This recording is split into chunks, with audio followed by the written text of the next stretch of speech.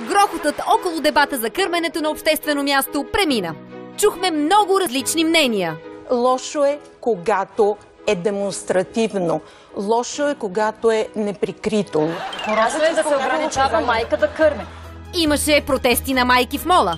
Имаше и бисери. Само Робърт Де Ниро във филма "Запознай се с нашите" кърмеше децата. Не е сигурно. Защото аз отгледах дъщеря си от 3-дневна възраст. Бях нещо като кърмачка. И макар че вече всички събития около кърменето в мола са ясни и остарели, винаги има едни хора, които приемат нещата малко криво разбрано. Гледаме часът на Милен Цветков и включване на Цеца Алексова от бургаския квартал Горно Езерово, където група роми протестират. Ама те за кърменето ли протестират?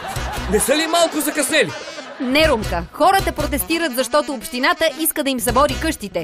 Но напоследък кърменето помага да бъдем една гърда напред в протестирането. Ти къде ще отидеш сега? Къде ще отивам? На улицата ще живея. Къде да отивам? Имам 4 деца. Няма страшно. Винаги може да отиде в мола. Те там вече имат страх от кърмачки и няма да смеят да изгонят. Важното е да се протестира. Виж и малкия как активно показва гражданската си позиция.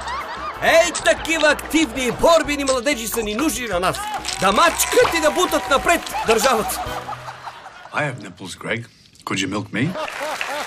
Румене, не мислиш ли, че е време мъжете да отменят жените в кърменето? Вече.